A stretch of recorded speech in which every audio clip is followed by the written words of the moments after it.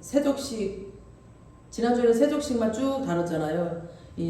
오늘은 그러니까 세족식 그 외에 다른 또 점을 또 살펴보겠습니다. 지난주에 세족식을 예수님이 선생님으로서, 그러니까 선생님으로서 모범을 보이거나 도덕적인 그 윤리에서 또 겸손에 대한 본을 보이려고 그렇게 하는 게 아니라, 사실은 그보다 더 큰 이유는 당시 사회적 통념에서 아니면 구약 배경 속에서 진짜 근본적인 다른 이유. 첫째 뭐라고 했어요? 유대 사람들은 모든 삶을 성전 중심으로 산다고 그랬잖아요. 그래서 그 성전에 들어가려면 제사장부터 모든 사람들이 반드시 뭐라고 그랬죠? 정결케 하는 손발을 씻어야 성전에 들어갈 수가 있는데, 구약에서 말한 성전은 신약으로 말하면 뭐예요? 예수 그리스도죠. 성전이 예수 그리스도죠. 그래서 이 성전이 바로 예수 그리스도. 그 예수 그리스도에게로 영접되어지고 또 들어간다는 것은 정결 의식을 꼭 해야 된다는 거죠. 우리가 예수님의 가족이 된다는 건 정결 의식을 꼭 해야 된다는 거죠. 예수 그리스도께서 그것을 위해서 이 땅에 오셨습니다. 이 십자가에서 우리를 정결케 하시려고 모든 죄를 다 씻으셨어. 그래서 우리가 예수님과 한 가족이 되고 한 사람이 됐다라는 거죠. 그래서 십자가에서 죽으심으로 우리는 세족식 하듯이 정결케 하신 거예요. 예수님이 다 해주신 거죠. 그래서 예수님이 제자들의 발을 씻었다는 것은 말 그대로 자기의 가족으로 또 자기의 사람으로 참 성전이신 그분에게로 우리를 환영하시고 또 반기시고 영접했다는 뜻입니다. 또 유대인들은 반드시 집 입구에 돌 항아리가 있다고 그랬죠. 다 물을 담아놓고, 그 이유는 외부인이 들어오거나 또 새로운 사람들, 또 우리 식구들이 밖에 나갔다 들어올 때 항상 그곳에서 이제 더러워졌던 것들을 깨끗이 씻기 위해서 그렇게 두었다고 했죠. 그러면서 이제 당신은 우리의 이제 주인이다. 가족과 같다. 당신을 환영합니다. 당신을 내가 인정합니다. 라는 것을 이제 말하는 거예요. 그게 이제 말 없지만 그 행동들이. 그래서 예수님이 제자들의 발을 씻으신 것은 단순한 의미가 아니라 우리가 그리스도와 한 몸이 되고 새로운 가족 공동체가 되었다는 의미입니다. 그런 차원에서 오늘 본문을 다시 이제 보겠습니다. 저번 주에 그렇게 이제 설명을 해드렸고, 이번 주에는 다시 다른 걸 또 살펴보겠습니다. 1절 다시 시작. 6월 전에 예수께서 자기가 세상을 떠나 아버지께로 돌아가실 때가 이른 줄 아시고 세상에 있는 자기 사람들을 사랑하실 때 끝까지 사랑하시니라. 여기 보면 요한복음에 자주 등장하는 말이 때, 여러 가지 말이 또 등장하지만 때라는 말이 많이 등장을 해요. 때. 그래서 그리스도 십자가의 죽음의 때를 가리키는 거거든요. 이 때는 요한복음의 2장 보면 첫 표적 때 뭐라고 그러세요? 예수님의 가나안 혼인잔치에 초대를 받고 갔는데 포도주가 떨어졌을 때 어머니가 포도주가 떨어졌다고 하니까 예수님이 여자여 이 일이 나와 무슨 상관이 있나이까? 내 때가 아직 이르지 아니하였다. 그러니까 그때는 내가 죽을 때가 아직 안 됐다라는 거죠. 그 시간을 얘기하는 거죠. 아직 그 시간이 오지 않았다. 내 때가 아직 안 됐다라는 뜻입니다. 그래서 세월이 지나 오늘 이제 13장이 세월이 많이 지났죠. 오니까 예수님이 그때가 이제 이르렀다. 그죠? 그때가 이르렀다. 그러니까 죽음의 때가 이르렀다. 그러니까 예수님은 지금까지 자신의 계획이나 자기의 마음대로 움직이거나 살지 않았습니다. 오로지 하나님이 인도하신 대로 하나님이 또 하나님의 계획과 아버지의 보내신 대로 살아왔습니다. 그래서 예수님의 죽음에는 그 한 가지 막 죽을 것 같은 일들도 겪었고 여러 가지 일들이 있었지만 그 모든 갈보리 언덕으로 넘어가는 그 길 가운데 죽음의 색깔이 굉장히 독특해요. 오직 온 인류를 위해서 걸어가는 그 길에 답답하고 고요하게 하나님께서 인류를 구원하시기 위해서 예비하신 그 계획대로 묵묵히 걸어가신 거죠. 힘들거나 지치거나 죽게 생겼거나 막 그럴지라도 그냥 묵묵히 아버지가 나를 보내신 뜻이구나 라고 묵묵히, 막 우리는 십자가의 길을 걷는다 하면서 조금만 힘들면 막 요란스럽죠. 막 내가 이걸 언제까지 해야 되냐, 내가 왜 이래야 되냐, 막 정말 요란스럽게 하잖아요. 근데 예수님은 요란스럽지 않게 한 걸음 한 걸음 갈보리 언덕을 향해서 걸어가고 있습니다. 그래서 이 십자가를 향해 가는 길은 아버지께서 나를 이 땅에 보내신 목적이기 때문에 예수님은 그걸 받아들이신 거죠. 그래서 예수님의 모든 초점이 아버지께, 하늘 아버지께 맞춰져 있기 때문에 사람에게 드러내 보이거나 뭔가 사람에게 막 자기를 나타내기 위해서 막 오버하거나 어떤 그런 또 위대해 보이려고 막 하는 행동들을 절대 보이지 않았습니다. 그냥 묵묵히 아버지의 계획대로 흘러갔습니다. 그 모든 겸손은 여기서부터 시작됩니다. 우리가 주님의 일을 할 때부터, 이때부터 시작돼야 됩니다. 내 힘으로, 내 노력으로, 내 지식으로 막 내가 앞서서 가는 게 아니라 아버지께서 계획하신 대로 묵묵히 그저 어떠한 일이든 겸손히 따르는, 이것이 겸손의 시작입니다. 지금 내가 하고 있는 이 일이 누구의 일인가? 지금 내가 하고 있는 일이 누군가요? 내 일인가요? 나를 위해서 하는 게 아니고 아버지의 일이거든요. 우리가 지금 찬양하는 거, 말씀을 전하는 거, 워십을 하는 거, 선교를 하는 거, 뭐 주방에서 일을 하는 거, 청소를 하는 거, 모든 것들이 오로지 하나님의 일을 하는 거죠. 사람들에게 잘 보이려는 그런 마음이 사라져버려요. 그런 마음을 우리가 이제 그냥 겸손한 마음으로 아버지께서 나를 여기 보내셨어. 나를 이걸 하게 하셨어. 이걸 허락하셨어. 이렇게 생각하고 하면은 정말 그 사람들에게 보이려고 하는 그 교만이 없어집니다. 그래서 그러니까 사람이 보든 안 보든 충성할 수가 있어요. 사람을 의식하는 사람들은 사람이 없으면 안 해. 그래서 주님께서 계획해 두신 그 프로그램을 따라서 온 인류를 사랑하기 위해서 담담히 한 걸음 한 걸음 걸어가십니다. 그리고 3절 시작. 저녁 먹는 중 예수는 아버지께서 모든 것을 자기 손에 맡기신 것과 또 자기가 하나님께로부터 오셨다가 하나님께로 돌아가실 것을 아시고, 그러니까 이 말씀은 아버지는 아들을 믿었다는 거죠. 그래서 이 구원에 관한 모든 일들은 그 책임을 아들에게, 예수 그리스도께 다 맡겼다는 거죠. 그래서 그 공은 당연히 예수님이신 그 아들에게 돌아갔다는 겁니다. 그래서 예수님이 지금 고백하신 것처럼 그 길을 향해서 한 걸음 한 걸음 가고 있습니다. 그 죽음의 길을 향해서 온 인류를, 나를 살리시기 위해서. 그러다가 십자가에 달리시기 전날 밤에 겟세마네 동산에서 치열하게 갈등을 하십니다. 사람으로 오셨잖아요. 또 인간으로 오셨기 때문에 이건 당연하다고 봐요. 그 십자가를 진다라고 생각을 해봐요. 아무리 자기가 인류를 구원하러 왔지만 사람으로 오셨잖아요. 영으로도 오셨지만 사람으로 오셨기 때문에. 그래서 아버지여 이 잔을 피할 수만 있다면 피해 주십시오. 막 너무 아버지를 사랑하고 그 뜻을 이루고 싶은데 또 한편으로는 너무 힘들고 아버지와의 그 단절됨이 여기서 그 십자가를 달리면서부터 그게 이루어지기 때문에 그게 너무 힘든 거죠. 그래서 아버지의 그 끊어짐이 너무 아픈 겁니다. 그래서 이 끊어짐, 이 갈림길에서 또 한편에 아버지께서 나를 이 땅에 보내신 목적은 이 땅에 죽은 저 불쌍한 영혼들을 구원하기 위해서 나를 십자가 제단에 제물로 보내셨는데 어찌해야 하나. 이제 밤새 갈등을 하면서 결국 내 뜻이 이루어지는 것보다 아버지의 뜻대로 하시옵소서라고 고백을 하고 또 그 죽음의 쓴 잔을 마시게 됩니다. 예수 그리스도께서.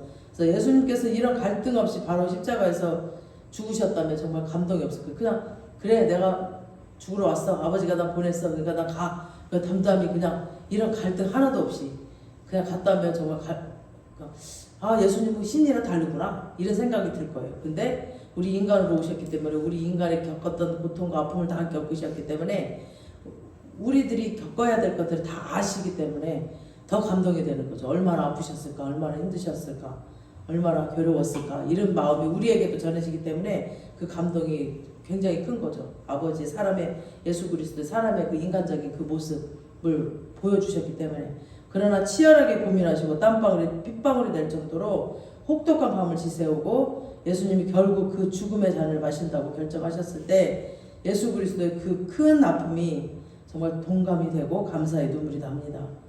그것만 생각하면 정말 혼자 깊숙이 묵상기도 들어갔을 때 예수 그리스도의 십자가 달리시는 것들을 묵상하면 그 모습들, 그리고 정말 밤새 갈등을 하면서 제자들을 찾아가서 나를 도와줄 자가 없나 막 갈등을 하면서 보니까 제자들은 또 자고 있어. 또 깨울 수도 없고 다시 너희들이 한시도 나와 같이 깨어 있을 수 없느냐 이런 말을 하고 또 되돌아가. 그리고 또 너무 괴로워서 또 제자들이 찾아와. 그러니까 그 아픔들, 그런 것들을 보면서 굉장히 정말 감사가 느껴지죠. 예수 그리스도의 그런 아픔의 모습들을 보면서 그 아픔을 겪으면서 나를 위하여서 그 사역을 다 감당하셨구나. 그런 마음이 동요가 되기 때문에 정말 눈물이 납니다. 그래서 주님이 우리를 정말 사랑하셨구나. 그런 마음이 생기는 거죠. 그래서 예수님은 이렇게 순종하셨습니다. 그래서 오늘 1절에 때가 아직 이른 줄 아시고, 그렇죠. 때가 아직 이른 줄 아시고 끝에 끝까지 사랑하시니라 했죠. 그러니까 이 끝까지 사랑하신 대상이 아까 뭐라고 했어요? 자기 사람들이라고 했어요. 때가 이른 줄 아시고 세상에 있는 자기 사람들을 사랑하시되 끝까지 사랑하신다고. 왜 이렇게 표현을 했는지 2절에 보시겠습니다. 2절 시작. 마귀가 벌써 시몬의 아들 가룟 유다의 마음에 예수를 팔려는 생각을 넣었더라. 여러분들 저도 요번에 알았는데 이 말씀은 자세히 알아야 될 필요가 있는데, 마귀가 유다를 딱 지목해서 너의 의지와 상관없이 너 유다의 마음에 예수를 팔려는 마음을 탁 그냥 넣어준 게 아니라, 이 자리에서는 어느 누구도 예수를 팔 수가 있었어요. 유다가 될 수가 있었어요. 왜냐하면 마귀가 덫을 놓은 건데 거기에 이제 많은 사람 중에 유다가 그 덫을 덥석 받아들인 거죠. 왜냐하면 욕심 때문에, 유다에게 그 돈을 갖고자 하는, 팔고 돈을 갖고자 하는 욕심 때문에. 그러니까 지금 어디를 가든지 우리에게 덫을 놓습니다, 마귀는. 근데 우리 십자가를 가지신 예수 그리스도의 마음을 가진 자들은 욕심을 비워놨기 때문에 그 덫에 걸려들지 않아요. 근데 정말 욕심이 있거나 뭔가 자기가 높아지려고 하는 거, 막 그런 것들이 있다면 그 마귀는 얼마든지 덫을 놉니다. 여기저기 덫을 다 하나. 삼킬자를 두루 찾아다닌다 그랬잖아. 거기서 덥석 잡는 자는 욕심 있는 자, 예수 그리스도의 마음이 없는 자. 거기 유다가 여기 걸려드는 거죠. 그러니까 거기서 있는 사람들 누구든지 유다가 될 수 있었던 건데 유다가 걸려든 거지, 유다에게 너 지목해서 네가 예수를 팔아 이렇게 했다는 게 아닌 거예요. 제가 요번에 공부를 하면서 이렇게 알게 됐습니다. 그래서 이 모든 책임은 유다 자신에게 있는 겁니다. 그래서 원문에 보면 유다가 그것을 받아들였다라고 써 있거든요. 그러니까 유다가 예수를 배반하려는 마음으로 마귀의 제안을 받아들였다 그 말입니다. 그러니까 이것은 여기 있었던 어느 누구에게도 가능성이 있었는데 마귀의 그 덫에 유다가 받아들인 거죠. 탁 걸려들어 버린 거죠. 그러니 그 책임은 전적으로 자기가 걸려들었기 때문에 자기에게 있는 거예요. 유다에게 있는 겁니다. 그리고 그는 그 자리를 떠나 나갑니다. 그러면서 성경에 뭐라고 해요? 그때가 밤이로다라고 기록이 됩니다. 그러니까 밤이다라는 것은 영원한 어둠 속으로 들어갔다, 영원한 지옥으로 갔다라는 뜻이에요. 그런데 1절에 자기 사람들을, 그죠? 사랑하시니 끝까지 사랑하셨다라고 합니다. 그래서 이 끝까지 사랑하셨다는 말은 또 그 시간의 마지막, 그러니까 시간이 종말 때, 시간이 끝날 때, 세상이 끝날 때 그 시간을 얘기하는 게 아니라 이거는 완성을 뜻하는 거예요. 완성. 그러니까 어느 작품을 하나 이제 만들 때 완성되잖아. 그러니까 하나님이 나를 택했어. 나를 택했어요. 그러니까 내가 이제 하나님의 작품으로 만들어지려면 안 좋은 것들 잘라내고 막 다 쑤셔 후벼파고 다 깨트리고 찔러대고 막 득득 갈고 이렇게 해서 완전한 작품이 되기 위해서 다듬어 만들어서 완성했다 그 말이에요. 그러니까 끝까지 사랑했다라는, 네가 하나님의 사람이 될 때까지, 나의 작품이 될 때까지 내가 끝까지 사랑했다라는 거예요. 그러니까 시간을 말하는 게 아니라 주님의 자녀로 작품으로 완성이 될 때까지 했다, 이거를 끝까지 사랑했다. 그러니까 우리는 지금 끝까지 완성돼 가고 있는 중이잖아요. 우리 모든 사람들은 그 사랑을 얘기하는 거예요. 그래서 이것도 이 말씀을 잘 이해를 하시면 돼요. 그러니 작품이 된 나는 완성될 때까지 너무 아프죠. 잘라내야 되고 갈아야 되고 깨야 되고 괴롭고 너무 아파요. 그러다 보면 막 만신창이 되고 막 도망도 갑니다. 그렇다고 중간에 포기하는 게 아니라 태평양을 넘어 바다 끝날까지라도 시편에 나오면 바다 끝이라도 내 하나님이라는 곡 어떻게 불러요? 그 곡이 있잖아. 음부에 데려갈지라도 새벽 날개를 치며 내가 너 끝까지 찾아가겠다고 그러잖아. 끝까지 나를 찾아가서 주님은 절대 네가 그 주님의 그 자녀로 작품이 나올 때까지 끝까지 찾아가서 내가 너를 완성시키겠다. 그래서 우리는 주님을 버릴지라도 주님은 우리를 끝까지 기다려주시고 또 다듬기도 하시고 또 말을 안 들으면 또 기다려주시고 달래기도 하시고 이렇게 끝까지 포기하지 않고 사랑하신다. 그래서 자기 사람들을 끝까지 사랑하셨다라는 이 말이라는 것을 잘 아시기 바랍니다. 그래서 하나님의 작품이 나를 완성하신다 그 말입니다. 그래서 주님이 계시록에 자신을 알파와 오메가라고 하시는데 시작한 시작한 것을 완성하신다라는 뜻인가. 그러니까 시작한 거 이미 내가 너를 택해서 시작했어. 이제 나의 자녀로 나의 작품으로. 그래서 그거를 내가 완성할 거다라는 뜻입니다. 알파와 오메가라는 뜻은. 그래서 우리의 완성의 근거는 나의 뭐 인내나 나의 가능성, 뭐 나의 뭔가를 보고 생긴 게 아닙니다. 우리 기독교는 인간의 잠재력이나 가능성을 새롭게 하거나 그걸 빌미로 인간이 더 좋은 인간을 만드는 작업이 아니라 그 모든 기초는 하나님이 끝까지 하나님의 그 사람으로 끝까지 가는 사람, 기초가 있는 사람, 하나님께 잡혀 있는 사람, 그런 사람. 그래서 우리는 포기될 수도 없고 좌절할 수도 없습니다. 우리는 그분의 손에 붙들려 있기 때문에 그분이 끝장을 내시는 겁니다. 끝까지. 그래서 우리는 희망이 있습니다. 우리의 힘으로는 못하지만 아버지께서 나를 끝까지 주님의 작품으로 완성하실 거니까 우리에게는 희망이 있습니다. 자, 4절 시작. 저녁 잡수시는 자리에서 겉옷을 벗고 수건을 가져다가 허리에 두르시고 6절 시몬 베드로에게 이르시되 베드로가 이르되 주여 주께서 내 발을 씻으시나이까. 7절 예수께서 대답하여 이르시되 내가 하는 것을 내가 지금 알지 못하나 이후에는 아니라. 8절 베드로가 이르되 내 발을 절대로 씻지 못하시니라. 예수께서 대답하시되 내가 너를 씻어주지 아니하면 내가 나와 상관이 없느니라. 그러니까 지난주 봤던 세족식 장면인데요. 베드로가 어떻게 선생님은 내 발을 씻을 수가 있냐고 막 절대로, 그러니까 영원히, 절대로라면 영원이라고 하죠. 영원히 그럴 수 없습니다. 예수님 내가 이 발을 씻지 않으면, 그러니까 예수님께서 내가 이 발을 씻지 않으면 너와 나와는 상관이 없다. 여기서 상관이 없다라는 뭐라 그랬죠? 상속을 나누지 못한다 그 말이라고 그랬죠. 그래서 네가 나와 교제하지 못한다. 너와 내가 밥상을 함께 하지 못할 것이다. 이런 뜻. 그럼 너는 나의 가족이 될 수가 없다. 이런 뜻이라고 그랬죠. 여기서 왜 베드로는 절대로 씻기지 못한다고 했을까요? 지난주에 이제 설명드렸듯이 그 당시에 누구의 발을 씻긴다는 것은 뭐라고 그러죠? 최하 낮은 직분의 사람들, 종이나 막 노예들만 하는 건데, 아니 우리 선생님이 그것도 막 유대 사회에서는 유난히 그 체면 사회거든요. 체면을 굉장히 유달리 따지는 그런 사람들. 그러니까 사람의 그 체면을 중요시하는 그런 사회인데, 이 선생님이 자기가 섬기는 이 선생님이 그걸 하고 있으니까 정말 싫었겠죠. 자기 체면도 깎이고 뭐야 우리 선생님이 왜 저걸 하고 있어 막 너무 싫은 거죠. 그 당시 사회 질서를 완전히 뒤엎는 그런 행위를 지금 자기 선생님이 하고 있으니까 너무 싫었던 거죠. 그러니까 베드로가 모든 걸 버리고 예수를 따랐던 그 이유는 뭐였어요? 예수님을 따라다니면서 꿈꾸는 나라는 여전히 세상 가치와 세상 속성이었어요. 그래 저 사람은 따라다니고 내가 뭔가 한 자리 하겠지? 내 빚도 다 갚고 막 내가 뭔가 높은 자리에 올라가서 뭔가 다스리겠지? 이런 세상 가치, 세상 눈에 보이는 이런 물리적인 나라, 그런 나라를 꿈꿨던 거예요. 이 베드로는 아 저분이 능력이 많으니까 와 저분 따라다니면 내가 높아질 거야 막 이런.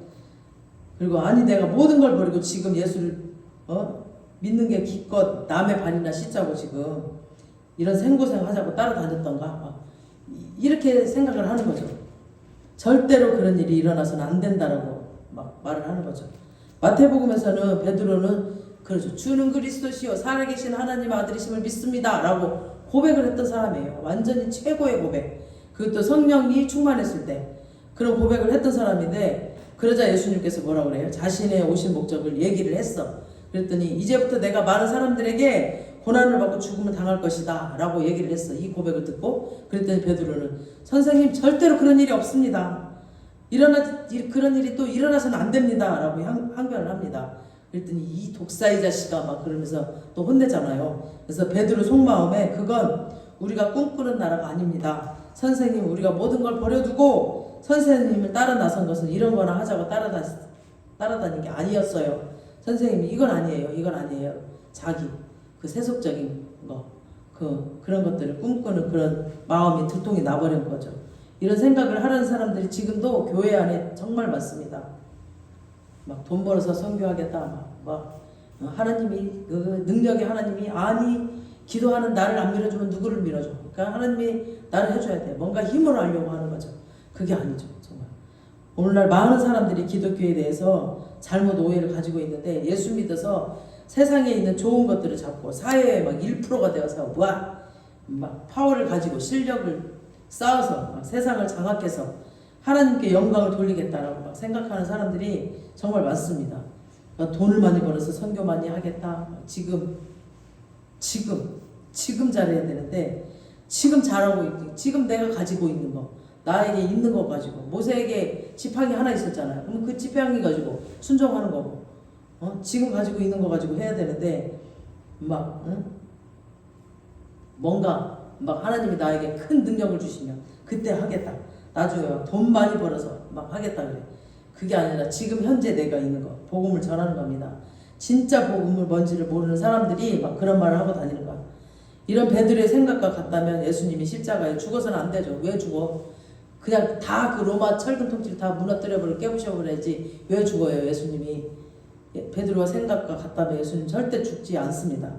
그러니까 예수님 십자가에서 죽어서는 절대 안 되죠. 베드로의 그 생각은. 제자들은 베드로를 포함해서 지금 예수님이 이 제자들과 새롭게 된 그 가족, 이 공동체와 이루고자 하는 하나님의 나라의 속성과 질서가 뭔지를 모르는 거죠. 이 제자들과 베드로는 예수님이 꿈꾸는 나라는 그런 나라가 절대 아닙니다. 우리도 잘 알아야 되는 게 정말 예수님이 꿈꾸는 나라 무슨 나라일까요? 낮아지고 우리가 더 낮아지고 세상의 재물이 되어서 다른 사람들을 그래서 돈 벌어서 남주자 공부해서 남주자 이게 기독교 정신이거든요. 십자가의 정신. 그래서 사람들을 살려내는 일이거든요. 회복시키는 일, 섬기는 일, 내가 희생해서 섬기는 일. 그것이 예수님이 이 제자 공동체와 즉 오늘날 우리 교회 공동체와 꿈꾸는 예수님의 나라입니다. 그 예수님의 나라에 우리가 지금 한 배를 탔잖아요. 그래서 우리가 이걸 잊지 말아야 돼요. 그래서 다른 세속적인 게 빠지지 않고 정말 내가 희생해서 다른 사람을 살리고 공부해서 남주고 돈 벌어서 남주는 그런 십자가의 정신의 삶을 우리 그리스도인이 살아줘야 세상이 설득될 수 있거든요. 절대 이 힘으로는 정말 안 돼요. 그러니까 베드로가 절대 이런 일이 일어나서는 안 된다고 합니다. 그러자 예수님이 내가 네 발을 씻기지 않으면 넌 나와 상관없고 너와 나는 가족이 될 수가 없어. 그러니까 즉 나는 너희가 꿈꾸는 나라 만들기 위해서 이 땅에 온 것이 아니야 라는 뜻이죠. 다음 9절 시작. 시몬 베드로가 이르되 주여 내 발뿐 아니라 손발이라. 그러니까 이 베드로는 완전히 굉장히 뭐라 그럴까 성격이 딱 나타나 버려.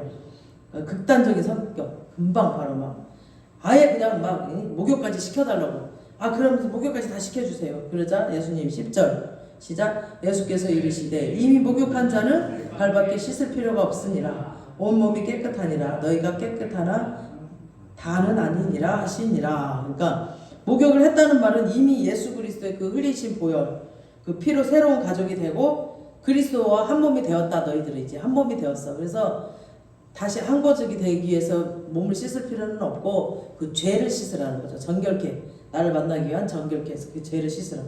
그러니까 손발밖에는 씻을 수 없다는 거죠. 그 당시 요한이 지금 요한복음이니까 요한이 이 글을 썼겠죠. 이 글을 쓰면서 이 서신을 보냈던 공동체가 예배소 지역에 있는 예배소 공동체거든요. 예배소 교회. 근데 예배소가 어떤 이제 도시인가 하면은 로마가 다 점령을 해버렸잖아요. 근데 도시 중에 점령한 도시 중에 도시예요. 로마가 다 점령한. 그래서 로마의 가치와 로마의 그 철학과 로마의 문화가 가장 많이 들어와 있어요. 그러니까 로마에 물이 들어버려요. 거의 막 90%가 로마에 물들어 있는 교회예요. 이 도시가. 이 로마는 세계를 정복해 가면서 가는 데마다 이제 로마의 가치를 펼쳐내기 위해서 큰 목욕탕을 만든다고 그래요. 그러니까 우리가 생각하는 이런 목욕탕이 아니라 막 그 롯데월드 가면 왜 캐리비안처럼 막 큰 수영장 있고 막 있잖아. 그렇게 어마어마하게 하는 막 그런 목욕탕을 만든다고 그래요. 그래서 이제 이렇게 옷 입고 나오다 보면 또 발이 더러워지잖아요. 그러면 또 발만 이렇게 씻는 거야. 그래서 로마의 문화의 한 부분이야. 그게 발만 이렇게 씻는 게. 근데 로마인들이 탕 안에 함께 목욕한다는 것은 유일하게 그때만은 그러니까 사회에 막 계급과 모든 것들이 다 평등해지는 거죠. 대통령이든 뭐 식당에서 일하든 그 모든 계급이 평등해진다는 거죠. 다 벗고 있으니까. 그 안에서만큼은 목욕탕이라는 곳은 그 당시에 단순히 몸을 씻는 공간이 아니고 교제하고 문화와 모든 것들이 교류되고 함께하는 그런 공간이었다고 그래요. 이것이 그런 시대적 배경 속에서 쓰여진 것이라는 것을 알고 이해를 해야 됩니다. 그러면 이제 예수님께서는 왜 우리에게 이렇게 끝까지 사랑하시는가? 14절 시작. 내가 주와 또는 선생이 되어 너희 발을 씻었으니 너희도 서로 발을 씻어주는 것이 옳으니라. 15절 너희에게 행한 것 같이 너희도 행하게 하려 본을 보였노라. 그 다음에 34절로 넘어가 볼게요. 34절 너희에게 주노니 서로 사랑하라. 내가 너희를 사랑한 것 같이 너희도 서로 사랑하라. 35절 서로 사랑하면 이로써 모든 사람이 너희가 내 제자인 줄을 알리라. 아멘. 자, 베드로를 중심으로 제자들이 이해하고 꿈꿨던 나라는 이 세상에 보이는 것에 이 세상 것들을 추구하는 그런 나라였어요. 그런데 오늘날도 우리 개개인의 생각에도 이런 생각을 하는 사람들이 굉장히 많지만 특히 선거 때 보면 그죠, 이런 기독교를 빙자해서 막 국회의원들이 되려고 하는 사람들이 굉장히 많습니다. 그래서 기독교인들이 막 표를 받으려고 막 하죠. 여러분, 우리 이 선거 때 기독교인들 무조건 기독교인이라고 찍는 거 아니에요. 정치를 바르게 잘하는 사람을 찍어야 돼요. 기독교와 힘을 모아서 막 규모를 세워서 세력을 세워서 이 세상 파워를 막 만들어서 나가면 막 세상이 감동하고 세상이 막 기독교로 끌려오고 이럴 것 같죠. 절대 그렇게 세상은 그렇게 변화되지 않습니다. 예수 그리스도께서 십자가에서 낮아지고 비천하게 죽어서 제물이 될 때 세상은 무릎을 꿇습니다. 우리 스스로 기독교인들이 그런 모습을 보여야 됩니다. 그런데 잘못 알고 막 세속적 가치관의 세력으로 하려고 합니다. 막 힘을 갖자. 그 논리는 그럴듯해요. 힘을 갖자. 뭐 함께 하자. 근데 이런 방식은 철저히 비성경적입니다. 그러니까 세력을 키우자. 그래서 우리 기독교인들이 사회의 모든 분야에 막 앉아서 대한민국을 기독교 국가로 만들자. 그런 방식으로 어떤 힘으로 그러면 대한민국이 망합니다. 세상이 우리를 그리스도의 제자로 설득당하고 더 할 때는 우리가 철저하게 낮아질 때 십자가의 그 가치관을 따를 때 세상이 설득되고 항복하는 거지 어떤 막 세력과 규모와 막 힘을 가져서 세상은 절대 우리를 대항하면 대항했지 설득당하지 않습니다. 세상이 더 똑똑하고 세상이 얼마나 더 능력 있는 자가 많은데 그러니까 여러분 무조건 기독교인들 찍는 게 아니고 예수 믿고 바르게 정치하는 사람들은 괜찮아요. 근데 기독교라고 말을 하면서 자칭 막 자기가 기독교래 그러면서 자랑하고 힘으로 세상을 장악하려는 세상 가치를 가지고 있는 자칭 기독교 절대 찍으면 안 됩니다. 그러면 막 우리 이찬수 목사님 맨날 그런 얘기 하시잖아요. 정치 얘기는 교회에서 하지 마라. 목사님 무슨 당이냐, 뭐 민주당이냐, 뭐 있어요? 자유당이냐, 무슨 당이냐. 그 목사님은 어느 당입니까? 막 그러면 우리는 예배당입니다! 라고 외치면 됩니다. 그냥 오늘날의 교회가 십자가의 가치를 잃어버려서는 안 되는 게 십자가는 없고 세상 세속적인 것들이 너무 많이 들어와 있습니다. 쓸데없이 세상 것들을 흉내내어서 막 재정이 있어야 된다라고 하고 숫자가 많아야 된다라고 힘을 합쳐야 된다라고 물론 이런 게 필요하죠. 근데 이게 먼저가 아니라 우리는 하나님의 자녀들인데 일단 십자가에 지는 그 정신으로 살면 주님께서 이끌어주시고 주님께서 세워주시고 주님께서 하시는 거죠. 우리는 세상 가치와 세상 속에 사는 사람들과는 전혀 다른 거룩히 구별된 자들 있잖아요. 그래서 우리는 낮아지고 주님처럼 낮아지고 용서하고 또 용납하고 자신이 대물이 되어서 사람을 살리는 것이 그때야 비로소 세상은 드디어 참된 복음의 매력을 느끼죠. 그리고 참된 그 복음의 매력에 끌려올 수밖에 없습니다. 그때야 교회가 진짜 그리스도의 제자구나. 저 교회는 뭔가 다르구나 라고 인정을 합니다. 힘 그런 것들은 세상이 더 잘합니다. 우리 세상 가치관 세상 것들을 내려놓고 십자가의 정신을 붙잡는 여러분 되시길 주님의 이름으로 축원합니다. 아멘. 그래서 우리가 주님에 따라가는 그 길은 낮아지고 죽어지고 용납하고 용서하고 그런 것들이 십자가의 정신입니다. 막 힘으로 하려고 하는 게 뭔가 능력을 쌓으려고 그게 절대 아니라 그래서 우리의 이 십자가 정신으로 사는 우리 연예인 교회가 되기를 원하면서 오늘 사명 이 노래를 묵상하시면서 또 오늘 말씀을 묵상하면서 기도하시겠습니다. 누가